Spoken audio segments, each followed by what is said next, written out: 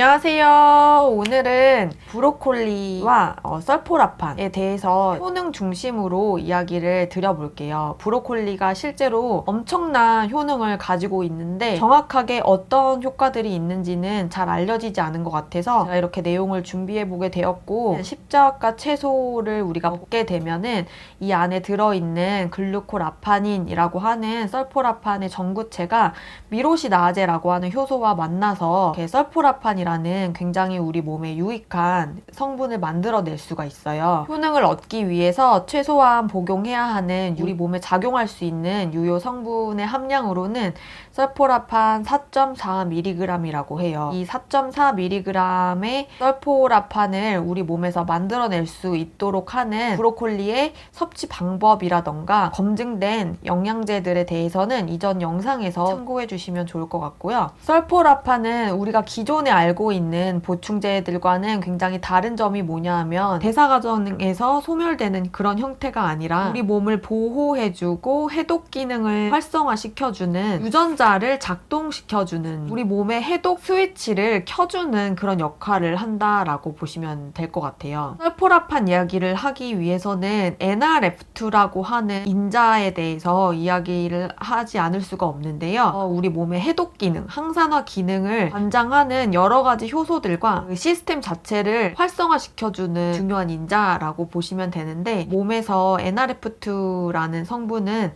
킵1이라고 하는 단백질 분자와 평소에는 붙어 있어요. 그런데 이 설포라판이 NRF2와 킵1이라고 하는 단백질을 분리를 시켜주게 돼요. 그래서 이 분리된 NRF2는 우리 세포의 핵 안으로 들어가서 항산화 효소 촉진 인자 영역인 ARE라고 하는 영역에 가서 부착이 되게 되는데, 그때부터 우리 세포를 보호하게 되는 엄청난 양의 효소들을 생성하게 됩니다. 이러한 과정을 통해서 NRF2는 산화 스트레스로부터 우리 세포들을 보호하는 시스템으로 이제 작용을 하게 되는 거예요. 쉽게 말씀드리면 설포라판에 의해서 활동을 시작하는 이 NRF2 자체가 우리 몸을 세포 보호 모드로 작용하도록 ARE를 가동시켜준다. 이 설포라판과 NRF2 그리고 ARE에 의해서 만들어지는 항산화 효소들에는 해독 과정에도 굉장히 필요한 그런 여러 가지 효소들을 만들어주는데요. 글루타치온을 만들어주는 글루타치온 S 전달 효소, 글루타치온 생합성 효소, 글루타치온 과산화 효소, 또 거의 모든 세포에서 항산화 역할을 해주는 SOD 효소 등등 활성산소와 산화 스트레스로부터 우리 몸을 지켜주는 역할을 한다고 합니다. 이 2단계 해독 효소인 NQO1을 유발시켜서 우리 몸에 이제 벤젠이나 이런 발암물질의 해독을 촉진시킨다고 하는데요. 중국 치동시에서 12주 동안 설포라판 섭취를 했을 경우에 공기를 통한 오염원인 벤젠과 아크롤레인의 배출을 향상시켰다라고 하는 연구가 있어요. 소변을 통해서 배출된 벤젠의 양이 61% 증가했고 아크롤레인의 양도 23% 정도 증가했다라고 해서 해독 효과를 가지고 왔다는 연구 결과도 있습니다. 제아잔틴, 퀘르세틴, 커큐민, 레스베라트롤 등과 같은 이런 여러 가지 성분들과 비교한 실험이 있는데 설포라판의 이런 효소 활성화 정도가 가장 월등했다라고 하는 연구가 있고요. 우리가 비타민C도 항산화 효과가 있다라고 잘 알려져 있는데 지속 효과로 봤을 때 비타민C는 복용하고 반감기가 짧아서 빨리 우리 몸속에서 소멸되는 반면에 브로콜리 같은 경우에는 96시간이 지나도 항산화 효과가 지속됐다라고 하는 비교된 연구가 있어요. 제가 정말 놀랐던 연구 결과가 있어요. 글루타치온의 농도를 체내에서 높이기 위해서 여러분들 아마 글루타치온을 제일 많이 드시고 계실 거예요. 존스 홉킨스 대학에서 진행했던 연구에 의하면 글루타치온을 4주간 꾸준히 섭취해도 세포 내 글루타치온 농도가 올라가지 않았는데 글루타치온을 6개월 정도 섭취를 해야 체내 세포에서 글루타치온 농도가 30에서 35% 정도 향상된 거를 볼 수 있었다라고 하는데, 설포라판의 경우에는 단 7일 섭취만에 32% 정도 농도를 높여줄 수 있었다라고 하는 연구가 있어서 우리 몸의 글루타치온 수치를 가장 빠르게 올릴 수 있는 방법은 글루타치온 복용이 아니라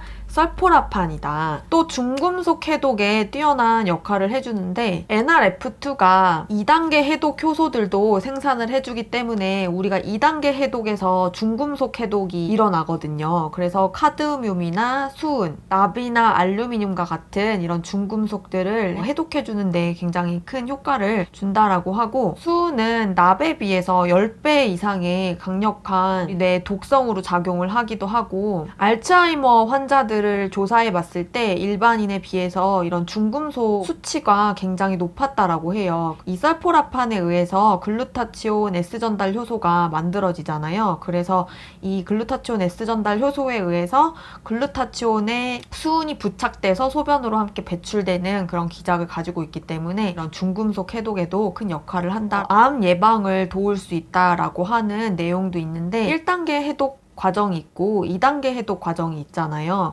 이 중에서 1단계 해독 과정에서는 어떻게 보면 발암성이 높은 성분으로 전환을 시켜주고, 2단계 해독 과정에서 그 발암성 높은 물질을 안전한 상태로 전환시켜서 체외 배출을 시켜주는 과정이라고 보시면 되는데, 그렇기 때문에 1단계 해독 과정이 우세하고 2단계 해독 과정이 미미할 경우에는 이제 발암 확률이 높아지는 거예요. 위험한 성분들이 빨리 체외로 배출되지 못하는 거기 때문에, 그리고 이제 발암성 높은 물질로 바뀌어 있는 시간이 길어지는 거기 때문에. 그런데 이제 설포라판 자체가 1단계 해독 과정을 억제시키고 2단계 해독 과정을 활발하게 만들어줘서 우리 몸에서 안전한 물질로 바뀌어서 체외로 배출하는 역할을 더 치중하게 된다라고 해요. 그래서 암을 예방할 수 있다라고 하는 내용이 있고요. 또 설포라판에 의해서 생성되는 NQO1이라고 하는 효소는 DNA 손상을 회복하는 단백질인 P53 단백질을 보호해주는 역할을 한다고 합니다. 아까 말씀드린 대로 벤젠이나 아크롤레인과 같은 이런 발암물질들의 체외 배출을 도움으로써 암 예방의 역할을 하기도 하고요. 또 십자가 채소를 일주일에 3번 이상 섭취하는 사람들은 그렇지 않은 사람들에 비해서 전립선 암 발병 확률이 41% 낮았다고 합니다. 또 이미 전립선 암에 걸린 환자들이 설포라판을 섭취했을 경우에 전립선 특이항원 PSA가 2배로 늘어나는 속도가 86%나 늦춰졌다라고 합니다. 또 항균 작용이 있다라고 하는데요. 설포라판은 균이나 해충들로부터 식물을 보호하는 피토케미컬로서 항균 효과가 있다라고 해요. 대표적으로는 헬리코박터균. 헬리코박터균은 균의 농도가 증가했을 경우에 우리 몸에 위암이 걸릴 확률을 3배에서 6배 높인다고 하는 내용이 있기 때문에 헬리코박터균을 소멸시키는 것이 굉장히 중요한데요. 한 연구에서는 싱싱한 브로콜리 새싹을 섭취했을 경우에 헬리코박터균에 감염된 환자들의 균과 염증 수치를 줄여주는 결과가 있었다고 하고요. 항생제 내성을 가지고 있는 헬리코박터균도 소멸시켰다라고 하는 연구도 있습니다. 또 항염증 효과가 있다라고 하는데요. 알츠하이머의 종말 저자이신 브래드슨 박사께서는 우리 몸의 높은 염증 수치가 알츠하이머에 걸리는 가장 흔한 이유라고 이야기했을 정도로 이 만성 염증은 우리 몸에서 굉장히 위험한 여러 가지 질환들을 일으킬 수 있는 원인이 되잖아요. 그런데 이제 우리 몸의 염증 조절을 해줄 수 있는 NF-kappaB의 억제를 통해서 염증을 줄여준다라고 하는 내용이 있습니다. 폐의 염증성 손상을 완화시킬 수 있는데요. 급성 호흡곤란 증후군을 가진 토끼들의 생존율을 2배 이상 높여준다라고 하는 연구도 있고요. 또 70일 동안 브로콜리 새싹을 복용케 했을 때 염증 지표가 될 수 있는 인터루킨과 CRP 수치가 낮아졌다라고 하는 내용이 있습니다. 또 열충격 단백질을 생성해준다라고 하는 굉장히 흥미로운 내용이 있는데요. 우리 몸이 감염이 되면 열이 발생을 해요. 뇌에 있는 어떤 이제 단백질들이 열에 약하기 때문에 우리가 고열을 경험할 때 우리 몸속에서는 열충격 보호 단백질이라고 하는 스위치가 작동이 돼서 고열에도 안전하게 단백질의 변성이 없을 수 있도록 시스템이 바뀌게 돼요. 이거를 열충격 반응이라고 하는데 자폐를 가지고 있는 아이들이 몸에서 열이 나거나 감기에 걸리면 그런 자폐 증상들이 호전되는 거를 관찰을 하고 이 열충격 반응에 대해서 발견하게 되었는데요. 이 열충격 보호 단백질이 생성이 되게 되면은 내용은 신경접합부 기능을 보호해주고 유지해주는 역할을 한다고 해요. 또 대식세포와 림프구를 활성화시켜주면서 면역체계를 강화시켜준다고 하고요. 또 서울대 쥐 실험에서 밝혀진 내용은 이 열충격 보호 단백질이 알츠하이머의 원인이 되기도 하는 아밀로이드 베타 플라크를 제거해주는 효과가 있다고 합니다. 열충격 보호 단백질이 생성이 되려면 우리 몸의 온도를 단순히 높여서 사우나를 가거나 반신욕을 해서 열충격 보호 시스템을 작동시킬 수는 없고,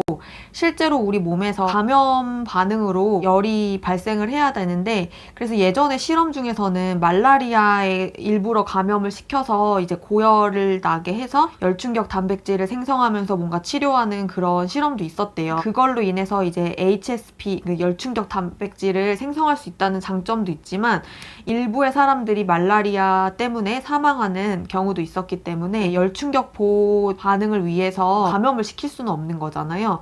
그런데 설포라판을 복용하게 되면 이 열충격 보호 단백질을 생성해 준다라고 하는 굉장히 놀라운 사실이 있어서 저는 이 내용이 되게 흥미있었는데요. 꼭 어떤 자폐라던가 이런 증상을 가지고 있지 않더라도 일반인에게도 이런 열충격 단백질 생성이 굉장히 이로운 역할을 하고 신경 전달을 잘 이루어지게 하기 때문에 인지 능력의 개선도 있을 수 있다라고 합니다. 또 뇌 성장 인자인 BDNF를 생성해 준다고 하는데요. 이 BDNF는 뉴런과 뇌세포를 보호해 주면서 학습과 장기 기억 저장에 중요한 역할을 한다고 합니다. 줄기세포로부터 새로운 뉴런을 생성하는 데에도 관여를 해서 뇌 발달에 중요한 역할을 한다라고 해요. 서울대 김지영 박사님께서는 이 설포라판이 알츠하이머 예방에도 도움이 되지만 아이들의 뇌 발달에도 도움이 된다라고 하는 이야기도 하셨고요. 또 인슐린 저항성을 개선시켜주는 역할을 한다고 해요. 2019년에 당뇨병을 연구하던 중국의 연구원들이 발견한 내용은요, 설포라판이 세라마이드의 합성을 차단하면서 인슐린 저항성을 개선할 수 있다라고 발견을 했고, 2017년에 제2형 당뇨를 가지고 있는 환자가 설포라판을 섭취했을 경우에 혈당 수치가 목표치에 도달했다라고 하는 내용도 있고요. 설포라판에는 항바이러스 역할을 한다라고 하는 내용도 있는데, 바이러스 번식을 손상시키는 항바이러스 유전자를 포함해서 200가지 이상의 세포보호 유전자들의 발현을 담당하는 NRF2가 활성화된다고 아까 말씀드렸잖아요. 이 NRF2는 나이가 들수록 감소한다고 해요. 노인과 젊은이들을 운동을 30분간 이제 이렇게 스트레스를 줬을 경우에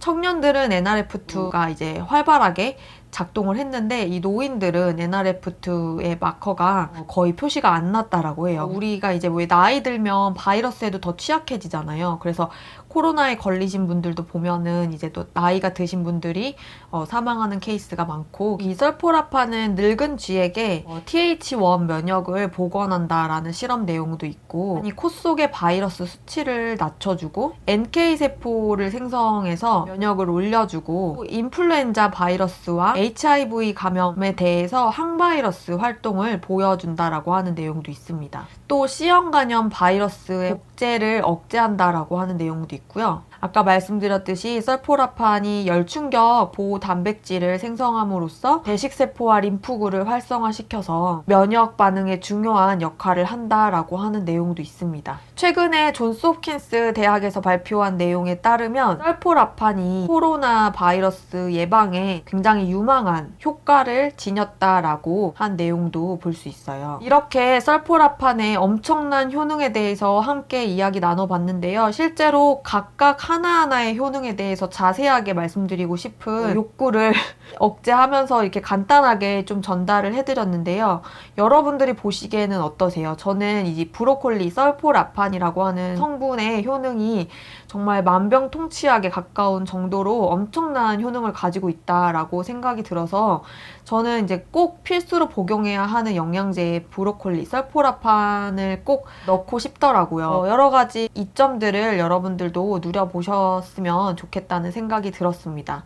여기까지 궁금하셨던 분들에게 도움이 되셨기를 바라고 다음 영상에서 더 유익한 내용으로 찾아오도록 할게요. 안녕!